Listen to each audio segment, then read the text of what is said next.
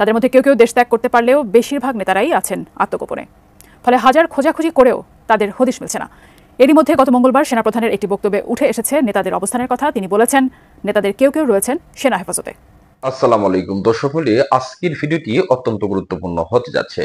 দর্শক মণ্ডলী, ATN news একটি প্রতিবেদন প্রকাশ করেছে। সেখানে বলা হচ্ছে যে আওয়ামী লীগের অসংখ্য নেতাকর্মী সেনা আশ্রয়ে রয়েছে, অর্থাৎ সেনাবাহিনীর তত্ত্বাবধানে তাদেরকে রাখা হয়েছে। তাদের ভবিষ্যৎ কি? তারা সেখান থেকে বের হলেই হয়তোবা পাবলিকের গণধুলাই খাবে, তা না হলে কিন্তু জেল হাজতে যেতে হবে, ঠিক সালমান এফ রহমান অথবা আইনমন্ত্রী আনিসুল হকের মতো। দর্শক মূল্য কথা না বাড়িয়ে সেই প্রতিবেদনটি সম্পূর্ণ দেখলেই এই বিষয়ে আপনারা একটা সুস্পষ্ট ধারণা পাবেন। কথা না বাড়িয়ে প্রতিবেদনটি একটু মনোযোগ দিয়ে দেখে আসুন। গত 5 আগস্ট গণ অভ্যুত্থানের মুখে পদত্যাগ করে দেশ ছেড়ে যান সাবেক প্রধানমন্ত্রী শেখ হাসিনা। এরপর একে একে গা ঢাকা দেন হাসিনা সরকারের এমপি, মন্ত্রী ও নেতারা।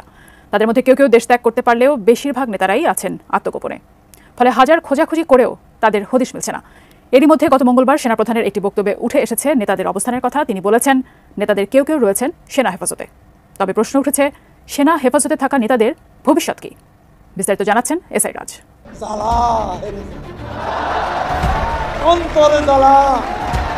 এই দেশেতে মরবো, পালাবো না। কোথায় পালাবো? পালাবো না, প্রয়োজনে ফখরুল সাহেবের বাসায় গিয়ে উঠবো। কি জায়গা দেবেন? যারাই একসময় বক্তব্য দিয়েছিল যে দেশ ছেড়ে পালিয়ে যাব না, এখন তারাই গা ঢাকা দিয়েছেন। ছাত্র জনতার বিক্ষোভে শেখ হাসিনা সরকারের পতনের পর আত্মগোপনে চলে যান তার সরকারের এমপি, মন্ত্রী থেকে শুরু করে অনেকেই। মঙ্গলবার সেনাবাহিনী প্রধানের বক্তব্য থেকে জানা যায় তাদের কেউ কেউ রয়েছেন সেনা হেফাজতে। কারো যদি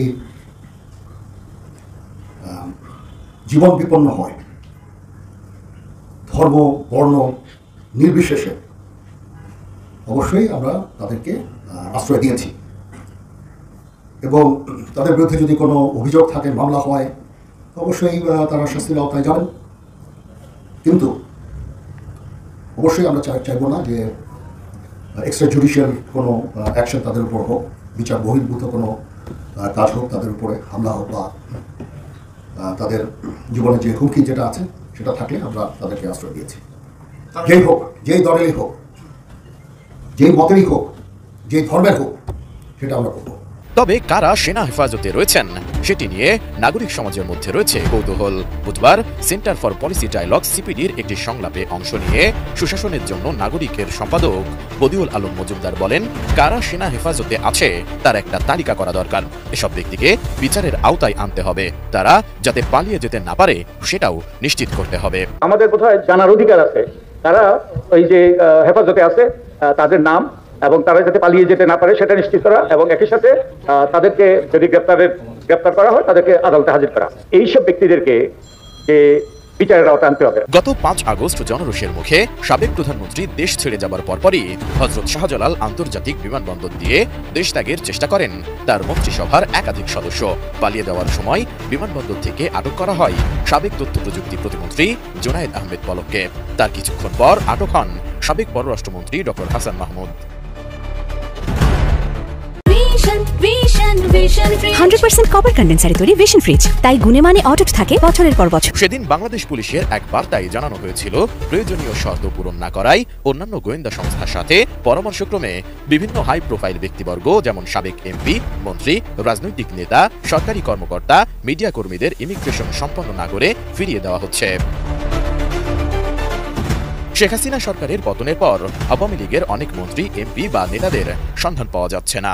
তাদের অনেকে দেশের বাইরে পালিয়ে গেছেন, কেউ কেউ আত্মগোপনে রয়েছেন। তাদের কেউ কেউ আবার সেনা হেফাজতে থাকতে পারে বলে ধারণা করা হচ্ছিল, যা গত মঙ্গলবার সেনাপ্রধানের বক্তব্য অনুযায়ী নিশ্চিত হওয়া গেছে। অবশ্য হঠাৎ গণ অভ্যুত্থানে সরকার পতনের পর পুলিশ না থাকায় দেশে কয়েকদিন বেশ বিশৃঙ্খল পরিস্থিতি তৈরি হয়েছিল। তবে অন্তর্বর্তীকালীন সরকার গঠনের পর আস্তে আস্তে সেই পরিস্থিতি এখন অনেকটাই স্বাভাবিক হয়েছে। স্বরাষ্ট্র উপদেষ্টার নির্দেশে প্রায় সবগুলো থানা এখন কার্যক্রম শুরু করে দিয়েছে।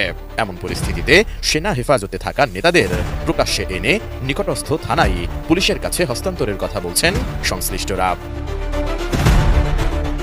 সাবেক সেনা কর্মকর্তা ও নিরাপত্তা বিশ্লেষক ব্রিগেডিয়ার জেনারেল অবসরপ্রাপ্ত বাইজিৎ সারোয়ার বলেছেন, সামরিক বাহিনী হেফাজতে নিয়েছে বলার চেয়ে তারাই বাহিনীটির কাছে আশ্রয় নিয়েছে বলা অধিক যুক্তিযুক্ত হবে। নিজেদের নিরাপত্তার কথা বিবেচনা করে জীবন বিপন্ন হতে পারে এমন শঙ্কা থেকেই সম্ভবত তারা সেনাবাহিনীর কাছে আশ্রয় চেয়েছেন। মন্ত্রী এমপিদের বিরুদ্ধে আদালতে রেগুলার মামলা হলে এবং সেনা কর্তৃপক্ষকে জানালে তখন পুলিশ কর্তৃক গ্রেফতারে বাধা থাকবে না। এ বিষয়ে স্বরাষ্ট্র উপদেষ্টা ব্রিগেডিয়ার জেনারেল অবসরপ্রাপ্ত এম সাখাওয়াত হোসেন বলেছেন, যাদের অপরাধের সম্পৃক্ততা আছে এবং আত্মগোপনে আছেন তাদের আমরা হন্যে হয়ে খুঁজে বেড়াচ্ছি। সেনাপ্রধান যা বলার বলেছেন, আমরা আমাদের মতো করে চেষ্টা করছি। সময়ের সঙ্গে সঙ্গে এ ব্যাপারে আরও অগ্রগতি আসবে বলেও জানান স্বরাষ্ট্র বিষয়ক উপদেষ্টা। এর মধ্যে সাবেক আইনমন্ত্রী আনিসুল হক, সাবেক প্রধানমন্ত্রীর বেসরকারি শিল্প ও বিনিয়োগ বিষয়ক উপদেষ্টা সালমান এফ রহমান, সাবেক ডেপুটি স্পিকার শামসুল হক টুকু, সাবেক ডাক টেলিযোগাযোগ ও তথ্য প্রযুক্তি প্রতিমন্ত্রী জুনায়েদ আহমেদ পলক এবং ছাত্রলীগের ঢাকা বিশ্ববিদ্যালয় শাখার সাধারণ সম্পাদক তানভীর হাসান সৈকতকে গ্রেফতার দেখিয়েছে পুলিশ। সুনির্দিষ্ট মামলায় তাদেরকে গ্রেফতার করে আদালতের মাধ্যমে বিচার পরিচালনার আবেদন করা হয়েছে। দর্শক মণ্ডলী, আপনারা এতক্ষণ ধরে কিন্তু গুরুত্বপূর্ণ একটি প্রতিবেদন দেখে আসলেন। সেই প্রতিবেদনটি শুরু থেকে শেষ অবধি দেখলে কিন্তু আপনারা মোটামুটি বুঝতে পেরেছেন যে সেনা তত্ত্বাবধানে কিন্তু আওয়ামী লীগের অসংখ্য নেতাকর্মী এখন পর্যন্ত রয়েছে, এটা মোটামুটি নিশ্চিত। কারণ এখানে সেনাবাহিনী প্রধান যে একটা বক্তব্য রেখেছিলেন, সেই বক্তব্য থেকেই কিন্তু এই বিষয়টি মোটামুটি স্পষ্ট করতে পেরেছে অনেক বিজ্ঞ সাংবাদিকেরা।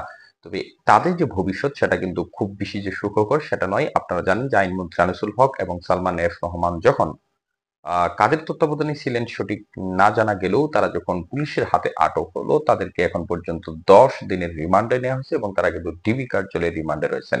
এবং সেই রিমান্ডে গিয়ে আনিসুল হক অর্থাৎ সাবেক আইনমন্ত্রী, তাকে যখন প্রশ্ন জিজ্ঞাসা করা হচ্ছে, তাকে যখন রিমান্ডে বিভিন্ন ধরনের প্রশ্ন জিজ্ঞাসা করা হচ্ছে, কিভাবে এই ছাত্র আন্দোলনকে তারা এরকম ভাবে শত শত লাশ ফেললো ছাত্র আন্দোলনে, তখন তারা শুধু হাসতেছে। বিশেষ করে আনিসুল হককে প্রশ্ন করলেই হাসতেছে।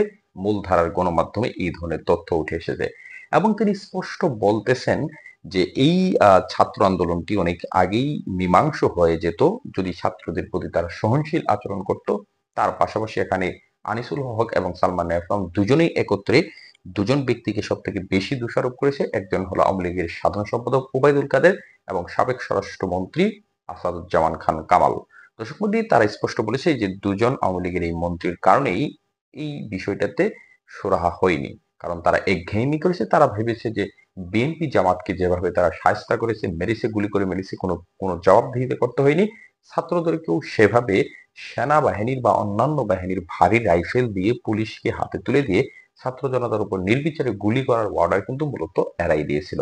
এবং এই দায় কিন্তু কোনোভাবেই সাবেক স্বরাষ্ট্রমন্ত্রী আসাদুজ্জামান খান কামাল সাহেব এড়াতে পারেন না। এবং তার যে দুর্নীতির চিত্র লোমহর্ষক, প্রত্যেক রাতে শুধুমাত্র কারণ বাজার থেকে 1.5 কোটি টাকা করে তিনি চাঁদা তুলতেন।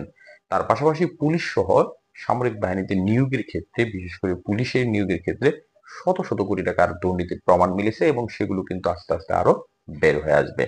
সার্বিকভাবে বিষয়গুলোকে আপনারা কিভাবে দেখছেন? দেশের এই যে একটা ক্রান্তি লগ্নে 15 বছর যখন তারা দেশ চালিয়েছে, ব্যাংক থেকে শুরু করে শেয়ার বাজার সবকিছু লুট করে শত শত কোটি টাকা, হাজার হাজার কোটি টাকা বিদেশি ঋণ রেখে যখন দেশ থেকে পালিয়ে যাওয়ার পর দেশটাকে ছাত্রদের মনোনীত অন্তর্বর্তীকালীন সরকার সংস্কারের দায়িত্ব নিয়েছে, এটা কিন্তু মোটেও সহজ কোনো কাজ হবে বলে আমি মনে করি না। দর্শক, সার্বিকভাবে এই বিষয়গুলো নিয়ে এবং আওয়ামী লীগের যে সকল নেতাকর্মী সেনা আশ্রয় রয়েছে তাদেরকে আপনারা কিভাবে কোন জায়গায় তাদেরকে দেখতে চান সেটি অবশ্যই কমেন্ট বক্সে লিখে জানাবেন। আর পরবর্তী আপডেট পেতে আমাদের এই চ্যানেলটিকে সাবস্ক্রাইব করে পাশে থাকা বেল আইকন বাজিয়ে সাথে থাকবেন। ধন্যবাদ সবাইকে। আসসালামু আলাইকুম।